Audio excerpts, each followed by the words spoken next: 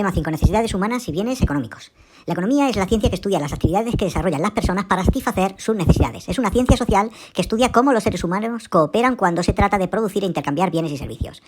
Los bienes económicos. Las necesidades económicas pueden satisfacerse con bienes y servicios, los cuales se pueden comprar o producir. Hay bienes libres, que son ilimitados o muy abundantes, como el sol, el aire, y no tienen una utilidad estrictamente económica. Por otra parte, los denominados bienes económicos, que son escasos y satisfacen las necesidades humanas de tipo material. Los bienes económicos son limitados y útiles y por tanto tienen un valor de mercado, es decir, un precio. Para obtener estos bienes, la actividad económica prevé 3 etapas. Producción, que es la fase inicial, consiste en combinar diversos factores, como son recursos naturales, capital, trabajo, para obtener los bienes y servicios deseados. Distribución, en esta fase se trata de hacer llegar los bienes producidos a los consumidores. Y consumo, que es la última etapa mediante la cual las personas consumen los bienes o usan los servicios que satisfacen sus necesidades.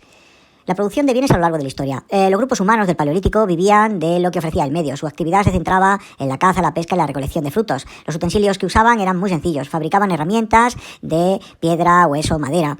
Hace unos 10.000 años comenzó la denominada Revolución Neolítica y se desarrollaron la agricultura y la ganadería, actividades que necesitaban herramientas más complejas. Además, aparecieron los artesanos que fabricaban herramientas y las intercambiaban con otros miembros de la comunidad.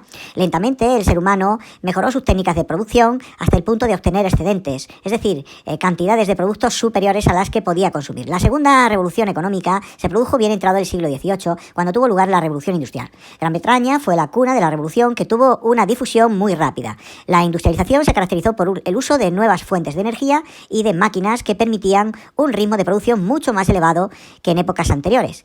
No solamente cambió la producción, sino también la organización del trabajo y el modelo de sociedad con la aparición del proletariado, trabajadores de las fábricas.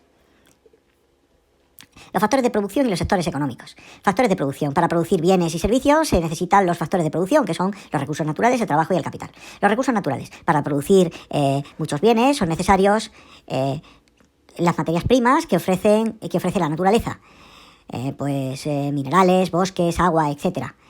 Hay 2 tipos de recursos naturales, los renovables y los no renovables. Por eso es necesario no explotar en exceso estos recursos. El trabajo es uno de los motores fundamentales de la economía, ya que no puede entenderse la producción de bienes sin el trabajo humano. La mayoría de la población empleada trabaja para empresas o para el sector público, es decir, trabaja por cuenta ajena. Pero también hay trabajadores autónomos que trabajan por cuenta propia. Este último sector está aumentando en estos últimos años. El capital es un factor de producción que está constituido básicamente por los inmuebles, fábricas, talleres, etc. Las máquinas y herramientas y también por el dinero que se precisa para invertir o realizar pagos. Así pues, distinguimos entre 3 tipos de capital. Capital físico se refiere a todos los elementos materiales, como por ejemplo los edificios, la maquinaria y las herramientas. Capital humano consiste en la cualificación, los conocimientos, la formación y la experiencia de los trabajadores que intervienen en el proceso de producción. Capital financiero, que es el dinero del que se dispone para adquirir el capital físico, para financiar su mantenimiento y renovación y para efectuar los pagos de los impuestos y los salarios de los trabajadores. Sectores económicos. La población activa se distribuye en 3 sectores económicos. Sector primario incluye todas las actividades económicas relacionadas con la extracción de bienes y recursos del medio físico, agricultura, ganadería, pesca y minería. Sector secundario se refiere a la transformación de las materias primas en productos manufacturados. Y el sector secundario comprende, por tanto, la industria, la artesanía, la producción de energía y la construcción. Sector terciario comprende las actividades económicas relacionadas con los servicios y congrega actividades muy heterogéneas, como el comercio, los transportes, las comunicaciones, las finanzas, el turismo, la hostelería, la sanidad, la enseñanza, la administración pública, etc. Estas actividades tienen en común que no producen bienes u objetos visibles o tangibles, sino servicios para las personas o las empresas. No tienen en común que no producen bienes u objetos tangibles, sino que producen son servicios para las personas o las empresas. Los agentes económicos y el mundo laboral. Los agentes económicos son los que llevan a cabo las actividades económicas que consideran la producción, en la producción. Las actividades económicas que consisten en la producción, la distribución y el consumo. Hay 3 tipos de agentes económicos: las familias, empresas y el Estado. Las familias son unidades económicas de consumo que pueden estar formadas por una o más personas que utilizan los recursos económicos que provienen de sus salarios y rentas para comprar bienes y servicios.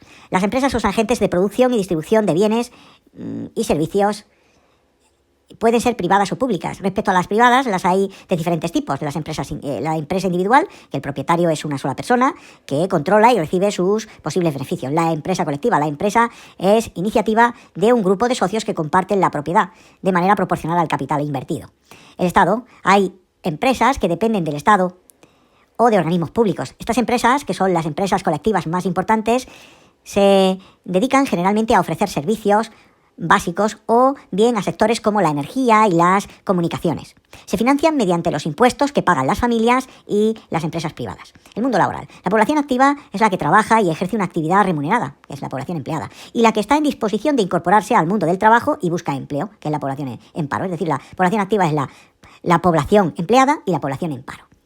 La población no activa engloba a todas las personas que no llevan a cabo un trabajo remunerado y que o bien no están en condiciones de realizarlo o no pueden hacerlo en un momento determinado. Por ejemplo, los niños, los jóvenes en edad laboral que están estudiando, las amas de casa, los jubilados y todas aquellas personas que no pueden trabajar por motivos de salud. El mercado laboral está constituido por la oferta y la demanda de trabajo. El trabajo asalariado es una de las características del sistema capitalista. La demanda de trabajo procede de las empresas y del sector público. El Estado interviene en el mercado laboral a fin de regularlo mediante leyes y normas. El problema del paro.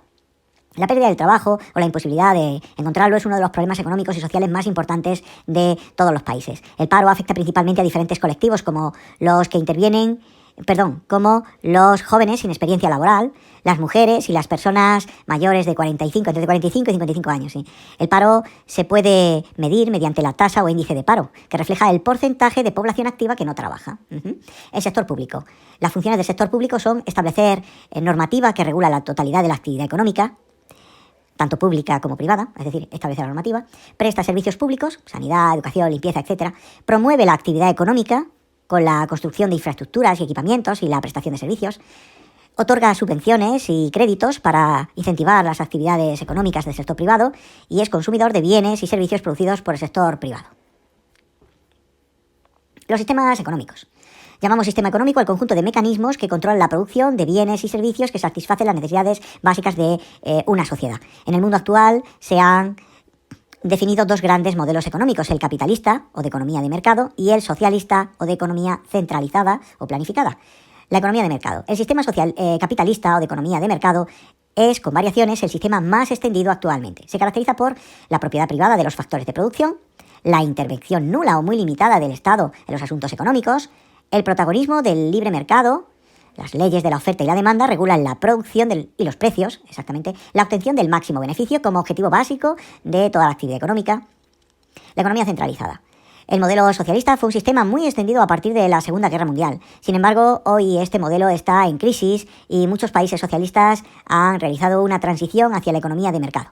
A pesar de ello, todavía está presente en países como Cuba, China, Corea del Norte. Este sistema se basa en propiedad estatal de los factores de producción, reducción o abolición de la propiedad privada, planificación de la actividad económica. Por tanto, el Estado es el que decide qué bienes se producen y en qué cantidad. Y sistema mixto. A pesar de que el sistema capitalista sea mayoritario, este modelo cambia entre unos países y otros, en función del nivel de intervención del Estado en la economía. En la mayoría de los países capitalistas, el Estado juega un papel importante en la economía.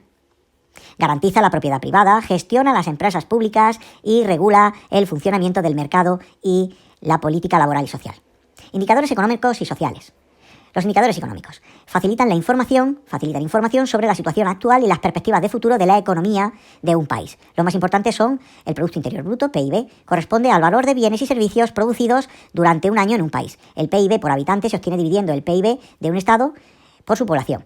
Producto Nacional Bruto, PNB, corresponde al valor de bienes y servicios producidos por un país, es decir, el PIB, pero a este hay que restarle la parte generada por los extranjeros presentes en ese país y hay que sumarle la parte generada por los ciudadanos del país en el extranjero.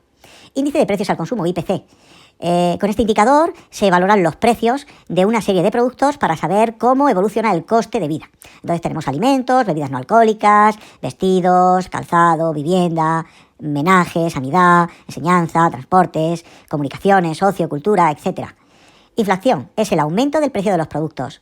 Déficit público es el exceso del gasto de un Estado por encima de los ingresos. O sea, la diferencia entre el gasto y los ingresos. Deuda pública es el conjunto de deudas que el Estado mantiene con los particulares o con otros estados. Los indicadores sociales. Se trata de una serie de datos que miden las situaciones reales de riqueza o pobreza de un país. Se centran tanto en aspectos demográficos, sociales, educativos, sanitarios y medioambientales. Algunos de estos indicadores son la tasa de mortalidad infantil, la esperanza de vida, el índice de escolarización, el índice de alfabetización, el número de médicos y camas de hospital por cada 1.000 habitantes o el gasto público en sanidad, educación o investigación. Algunos índices agrupan diferentes variables, como es el caso del índice de desarrollo humano, IDH, que creo recordar que utilizaba 3 factores, y ahora os los digo. Vale, ya lo tengo. El índice de desarrollo humano, que va de 0 a 1, donde 0 representa el menor desarrollo y 1 el mayor, incluye 3 indicadores específicos. Uno de ellos es la esperanza de vida al nacer, el otro la tasa de alfabetización y el otro el ingreso per cápita y el ingreso per cápita, exactamente, ya está.